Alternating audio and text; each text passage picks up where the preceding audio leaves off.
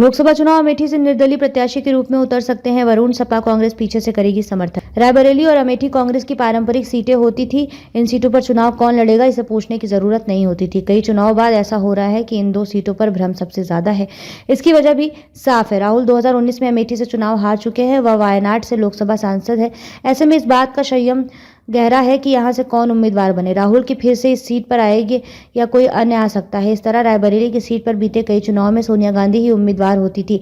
इस बार वह राज्यसभा के लिए चुन ली गई हैं। ऐसे में रायबरेली की सीट भी खाली हो गई है। अब इन दोनों सीटों में संशय बड़ा हो गया है। राजनीतिक गलियारों में इन बातों के कयास लगाए जा रहे हैं कि सोनिया की सीट पर कौन उम्मीदवार होगा। साथ ही क्या राहुल मां की सीट पर लौट सकते हैं। ऐसे में कई थ्योरी बन रही है। वरुण को लेकर चर्चा। कांग्रेस के पूर्व अध्यक्ष सोनिया गांधी के राज्यसभा जाने के बाद रायबरेली लोकसभा क्षेत्र को लेकर पूरे देश की निगाहें लगी हुई है। सोनिया गांधी के चुनाव नहीं लड़ने की स्थिति में इस सीट पर प्रियंका के चुनाव लड़ने की प्रबल संभावना है।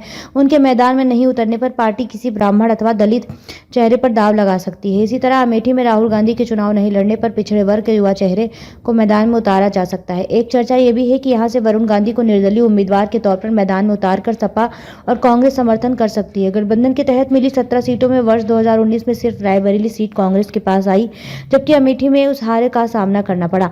इस तरह 2014 में अमेठी और रायबरेली सीटें मिली थी। 2009 में कांग्रेस को कानपुर, महाराजगंज, झांसी, बाराबंकी सहित 21 सीटें मिली थी। सहारनपुर सीट 1984 के बाद अभी तक एक बार भी कांग्रेस के खाते में नहीं आ रही है।